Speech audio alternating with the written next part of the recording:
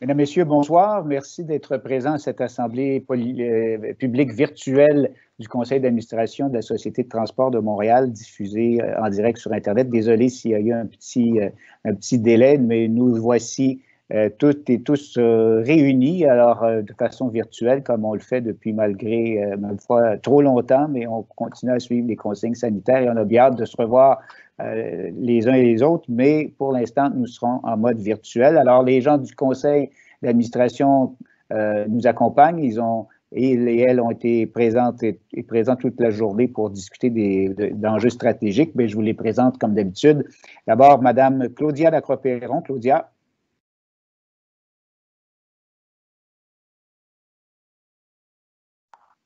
Alors, Claudia, vous ne la voyez pas ni ne l'entendez, mais elle est toute là puisqu'elle est avec nous cet après-midi. Alors, Claudia Lacroix-Perron, évidemment, représentante des clients du transport collectif de moins de 35 ans. Marie-André.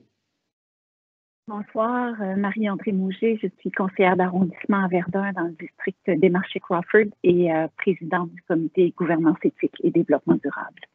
Merci, Marie-André. Catherine. Oui, bonjour. Donc, mon nom est Catherine Morancy. Je suis membre indépendant dans le conseil d'administration et membre du comité service à la clientèle et accessibilité universelle. Merci. Et Laurence. Bonsoir, Laurence Parent, représentante des usagers du transport adapté. Merci bien. Et membre du comité service à la clientèle, accessibilité universelle et suivi des actifs. Marie Plourde. Bonsoir, mon nom est Marie Plourde, je suis conseillère d'arrondissement dans le district du Myland sur le plateau Mont-Royal, également membre du conseil d'administration, membre du comité service à la clientèle et accessibilité universelle, également présidente du comité RH. Bonne soirée. Merci. Georges. Oui, bonsoir. Mon nom est Georges Bourrel. Je suis le maire de Beaconsfield et je suis aussi président du comité suivi des actifs. Merci, Georges. Francesco. Le micro, Francesco. Il doit toujours en avoir un, c'était moi ce soir. Alors, bonsoir, Francesco Miele, conseiller municipal à Montréal, élu à l'arrondissement Saint-Laurent, membre du CA, mais aussi membre des comités suivi des actifs et ressources humaines. Bonsoir et bienvenue. Désolé encore. Merci. Peter. Bonsoir, mon nom est Peter Trent, je suis membre indépendant. Merci, Peter. Et Craig. Bonsoir à tout le monde. Craig Sauvé, donc vice-président du conseil d'administration de l'STN. Je suis également président du comité de service à la clientèle et accessibilité universelle. Et je suis élu municipal dans l'arrondissement du Sud-Ouest. Merci, Maître Joly. Oui, bonsoir. Alors, Sylvain Joly, secrétaire corporatif, directeur du service juridique. Bonne soirée. Merci. Et Luc Tremblay. Bonsoir. Luc Tremblay, directeur général de la STM. Merci. Alors, on reviendra à Luc dans quelques instants pour son mot d'usage du mois. Mais avant, une bonne nouvelle, vous avez peut-être pris connaissance de ça dans les médias. On installe des défibrillateurs externes dans l'ensemble des stations du métro au cours des prochaines semaines. Il faut rendre les équipements, ces équipements-là seront aussi facilement accessibles, ils seront facilement repérables. Il y a déjà quelques installations qui ont été faites. Ils seront installés à proximité des loges des agents de station et le déploiement des 76 défibrillateurs va se faire là, dans l'ensemble du réseau au cours des 5 prochaines semaines. Alors, c'est important de le savoir, là, peu importe où un incident survient dans une station de métro, le défibrillateur sera accessible à moins de 5 minutes, ce qui peut faire, vous le savez, si vous êtes spécialiste en santé, là, ça peut faire une très grande différence sur le pronostic de survie. Et c'est important de savoir aussi que même en situation d'urgence, l'usage de ce type d'équipement est facile. Et une personne sans formation médicale, sans formation de premiers soins pourra s'en servir si c'est nécessaire. Donc, c'est c'est majeur cette annonce-là, puis cette initiative-là. Puis je remercie les gens de l'équipe du métro là, qui ont rendu ça possible. Donc, qui que ce soit que vous voyez en situation d'urgence, évidemment, il faut appeler le 911, mais en attendant que les ambulanciers arrivent, on peut se servir de cet équipement-là. C'est entièrement automatisé. Et les instructions sont données en temps réel. Alors, une très belle initiative qui se déploie au cours des prochaines semaines. Autre élément dont je voulais vous parler, campagne de recrutement Ma STM. Alors, vous en faites peut-être déjà partie, sinon on vous invite à en faire partie. C'est très important. C'est le panel Ma Voix, ma STM est un panel auquel on fait référence très régulièrement en posant des questions parce qu'on veut connaître votre opinion sur le transport collectif et la meilleure façon de le savoir, c'est de nous adresser directement à nos clients. Donc, n'hésitez pas à vous inscrire. Le panel permet à la STM, grâce à de courts sondages en ligne, ce ne pas des histoires qui vont vous prendre 20 minutes à remplir, d'obtenir l'opinion de la clientèle sur une foule de sujets qui vont des grands projets à la qualité des services, à des initiatives qui sont à l'essai, des choses qu'on veut valider avec vous avant. Il y a aussi des activités qui ont été faites à partir du panel quand on a voulu tester les nouveaux bancs des autobus qui sont installés maintenant dans les bus. On a utilisé les participants du panel, le positionnement des sangles dans le métro. Vous les voyez maintenant? Ces sangles-là, on les a positionnés après avoir eu recours au panel. Alors, l'inscription, c'est très simple. Vous complétez le profil à mavoixmastm.info, donc mavoixmastm.info, mavoixmastm dans un mot. Les sondages sont envoyés ensuite par courriel. Une fois le profil complété, vous êtes automatiquement inscrit à un tirage pour 2 prix trimestriels de 300 $. Et chaque sondage auquel on répond donne par la suite l'occasion de gagner un autre prix mensuel de 200 $. Donc, ça peut être une petite rentrée d'argent si vous êtes un adhérent et que vous collaborez souvent. Alors, mavoixmastm.info, on attend de vos nouvelles pour en prendre de vous aussi. Donc, je vais là-dessus céder la parole à Luc Tremblay. Merci beaucoup, Monsieur le Président. Bonsoir tout le monde. Ce soir, 2 petits sujets que j'aimerais porter à votre attention. Dans un premier temps, à compter du 22 mars prochain, soit dans quelques jours, nous allons commencer la phase 3 de la construction du SRB P9. Alors, une autre étape importante de ce grand projet, une étape qui va consister essentiellement à la construction de la voie réservée en plein milieu de la chaussée. Évidemment aussi la préparation du terre-plein, l'installation de l'éclairage permanent, la signalisation, tout ce qui touche aussi l'aménagement paysager. Donc, beaucoup de travail qui va s'échelonner jusqu'au mois de décembre. La phase 3 se terminera en décembre. Et évidemment, dans cette phase-là, on va amorcer aussi la construction du tunnel, un tunnel très, très important qui va relier justement le SRB P9 jusqu'à la future station du prolongement de la ligne bleue qui va être située à l'intersection des rues P9 et Jean Talon. Alors, évidemment, des gros travaux qui vont nécessiter justement la fermeture de cette intersection-là pendant 2 ans à partir de l'été 2021. Alors, évidemment, on aura besoin de refaire la reconfiguration de la circulation sur le boulevard P9.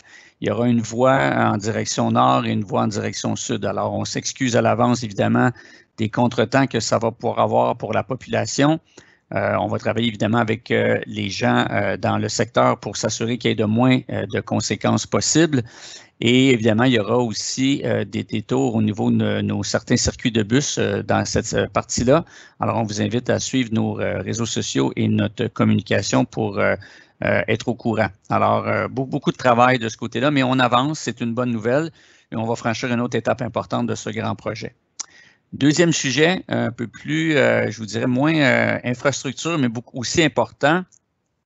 On a annoncé tout récemment, et je le tiens à le répéter, dans le cadre de notre campagne de générosité annuelle en 2020, l'automne 2020, on a annoncé tout récemment que malgré la pandémie, presque 3000 de nos employés et plus de 1000 personnes de nos retraités ont contribué plus de 653 000 $ cette année aux 4 causes que l'on soutient depuis très longtemps à la STM, à savoir Centraide, l'UNICEF, la partenaire santé et notre bébé à nous, ce qui a été constitué par les retraités de la STM, le Réchaud-Bus.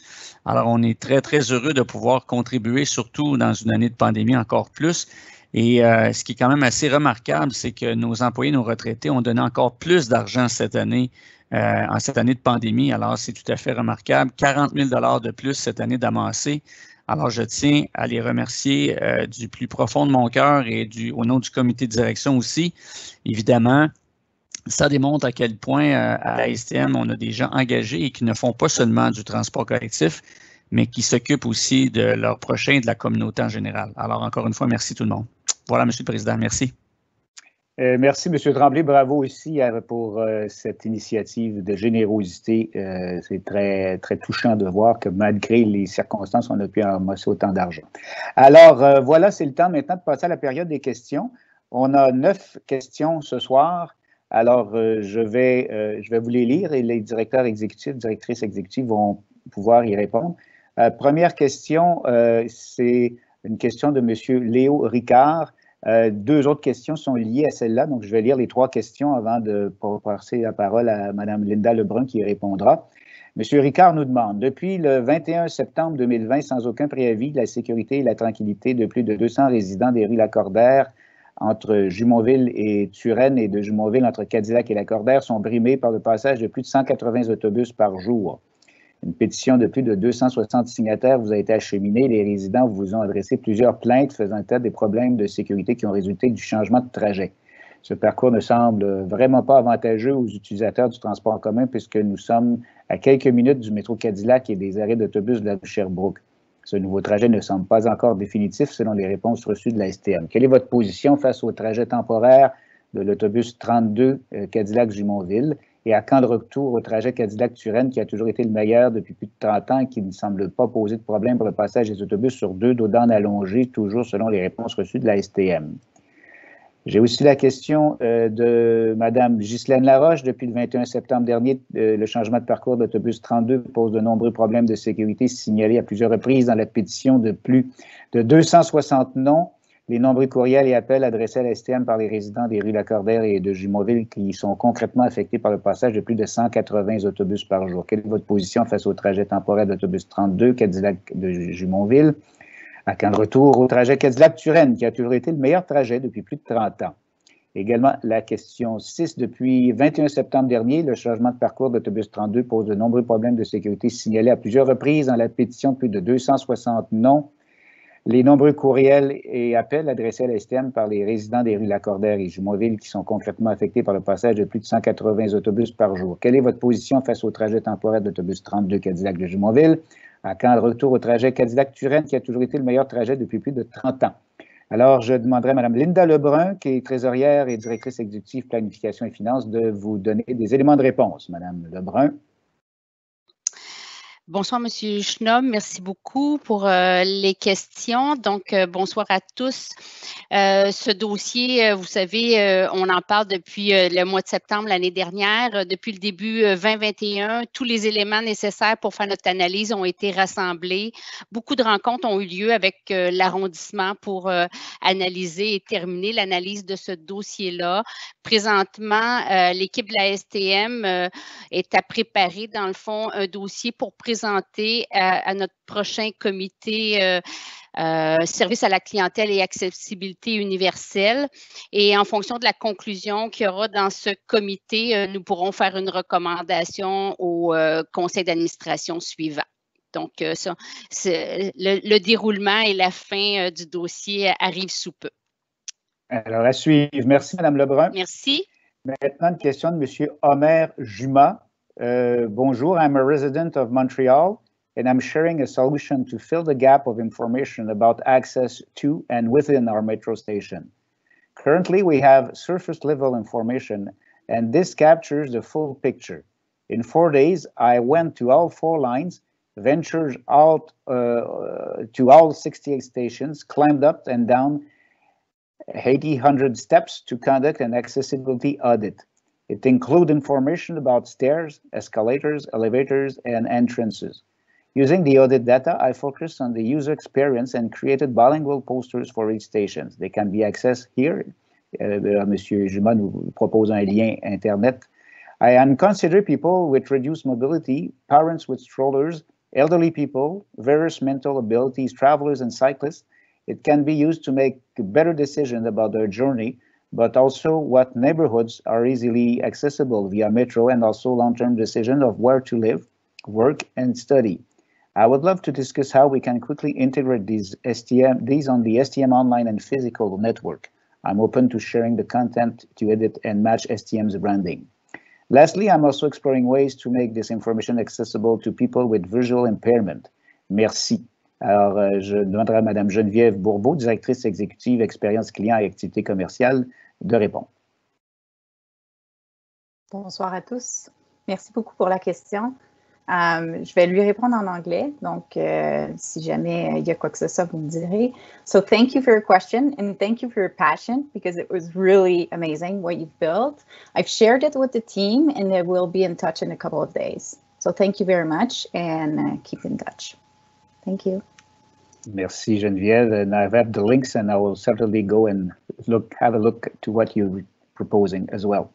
Monsieur Rouya Yang, bonjour. J'ai deux questions. J'apprécie beaucoup le projet de voie réservée sur Côte-Vertu qui est presque complété maintenant. Le projet va sans doute améliorer le transport collectif du secteur. Cependant, je remarque que le temps de parcours planifié sur les lignes 121 et 171 n'a pas été ajusté pour les nouveaux horaires en mars.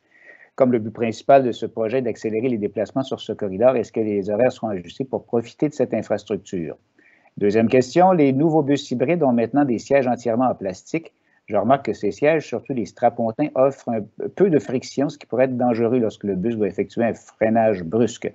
En plus, ces sièges sont durs sur le dos. En comparaison, les sièges sur les trains Azur aussi en plastique sont nettement plus confortables. Est-il possible d'améliorer le confort et la sécurité de ces sièges sur les nouveaux bus? J'invite Mme Renée Amilcar, directrice exécutive exploitation bus, à répondre.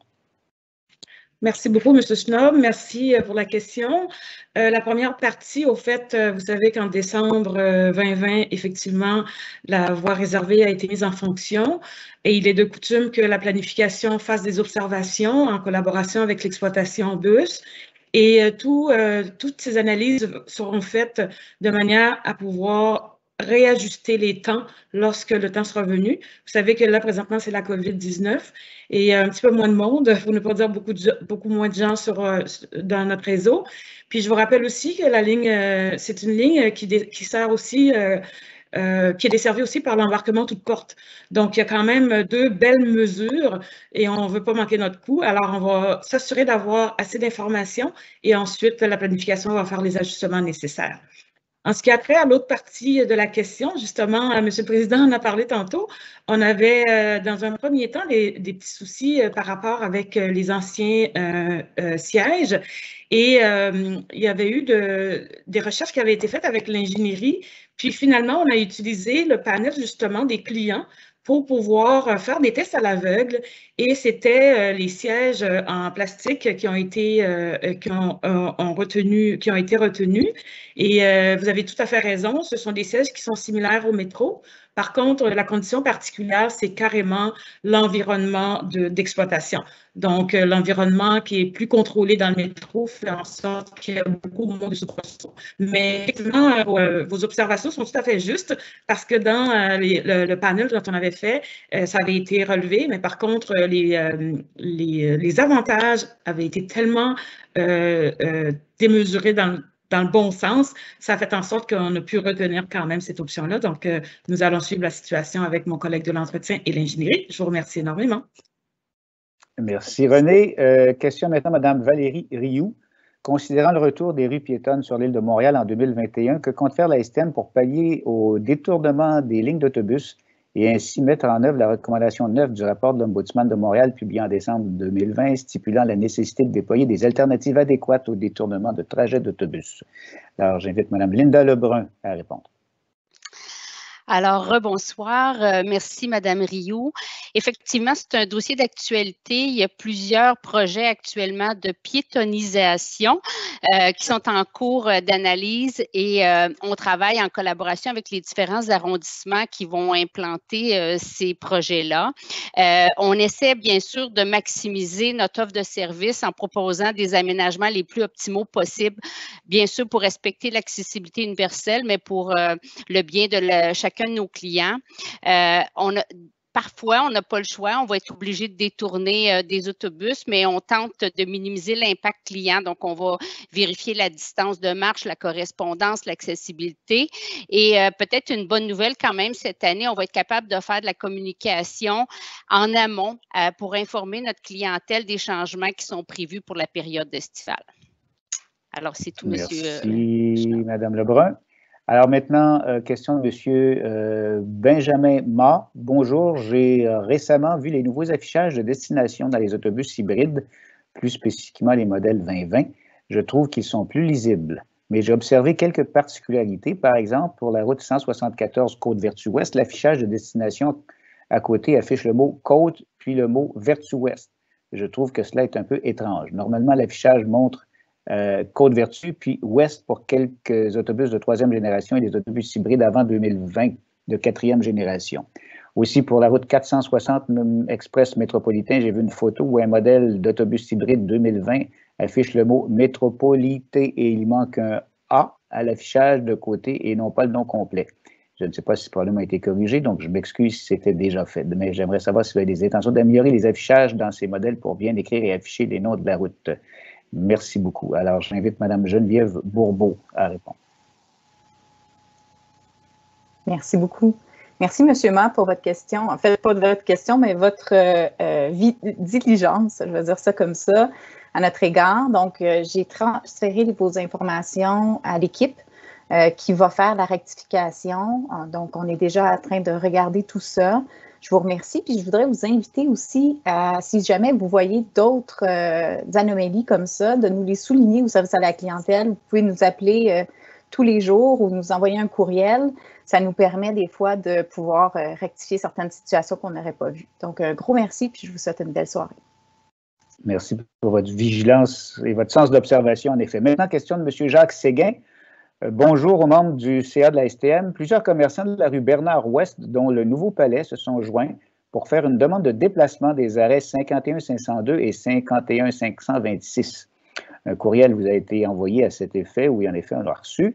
Le but des déplacements est de permettre l'installation de terrasses devant nos commerces, tel que permis par le nouveau règlement adopté par l'arrondissement du plateau Mont-Royal. Nous aimerions être informés sur la possibilité de déplacer les arrêts en question, des démarches à suivre, ainsi que du délai de l'obtention d'une réponse à cette demande. Si la réponse est positive, quel est le délai afin de procéder au déplacement des arrêts? Un dossier a été ouvert avec la STM et le numéro de dossier, regardez ça pour nous, pour une demande de déplacement de l'arrêt 51 502. Nous aimerions installer nos terrasses en début du mois de mai si les directives de la santé publique nous le permettent. Merci. Alors oui, effectivement, nous avions reçu le courriel, on l'a immédiatement transféré aux équipes responsables qui a sûrement, ça a sûrement abouti sur le bureau de Linda Lebrun qui va vous donner un élément de réponse. Alors, merci, M. Séguin. Effectivement, on a reçu votre courriel et bonne nouvelle, dans le fond, l'analyse de votre dossier est déjà bien entamée. Donc, on va être en mesure de vous revenir avec une réponse d'ici les 2 prochains mois maximum. Et suite à ça, on va être capable de déplacer les arrêts, bien sûr, si la réponse est positive. Merci, Mme Lebrun. 2 prochains mois, ça nous amène au mois de mai, par ailleurs. D'ici les 2 prochains mois. Ah, d'accord. Merci. Alors, dernière question, Mme Mélanie Scala. Bonsoir. Nous faisons partie du comité de la rue Louis-Hébert et nous habitons majoritairement entre les rues Everett et Jean Talon et juste au nord de la rue Everett. Tout d'abord, nous tenons à vous remercier pour l'annonce des mesures annoncées hier, soit l'ajout de dos d'âne et de panneaux d'arrêt aux 4 coins des rues Everett et Louis-Hébert. Nous sentons qu'il y a une belle réelle écoute de votre part concernant les enjeux liés au chantier de la station Héberville par rapport à la sécurité des résidents du secteur et à leur qualité de vie. Aussi, nous voulons vous informer que nous avons remarqué qu'une grande quantité de véhicules ne suivent pas les indications de contournement qui mènent de la rue Héberville vers la rue de Lorimier, mais tournent sur Louis-Hébert à la hauteur de Villeray, ce qui occasionne encore une densité très importante de véhicules sur notre petite rue. Aussi, nous vous demandons s'il serait possible d'ajouter un panneau circulation locale seulement sur Louis-Hébert ou au niveau de la rue Villeray pour que le détournement soit respecté. Nous vous remercions énormément pour votre implication dans ce dossier. C'est signé Mélanie Scala, Simon Bédard, Audrey Guillemette, Jean-Samuel Desrochers, Angèle Beaulieu, Létine Roy, Andréane Parent, Damien Dubé, Anne Bosch, Mathieu Berger, Sandrine Kahn et Jacinthe Roy. Et moi, j'ajoute François Chamberlain, directeur exécutif ingénierie et grands projets. Alors, bonsoir à tous. Suite à la réception de votre question cet après-midi, l'équipe de projet a fait les vérifications et puis je peux vous confirmer qu'on va installer un panneau circulation locale seulement à l'endroit que vous proposez sur la rue Louis-Hébert. Il faut simplement attacher ça, nous, avec l'arrondissement, ça devrait se faire très rapidement. À partir de là, bien, on va souhaiter que les automobilistes vont respecter la consigne.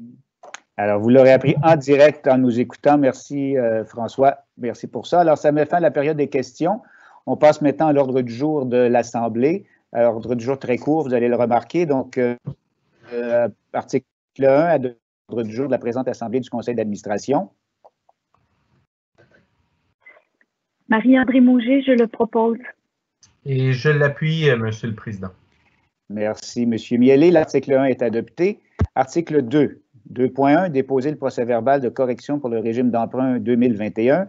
2.2, approuver le procès-verbal de l'Assemblée extraordinaire du Conseil d'administration de la Société tenue le 16 décembre 2020.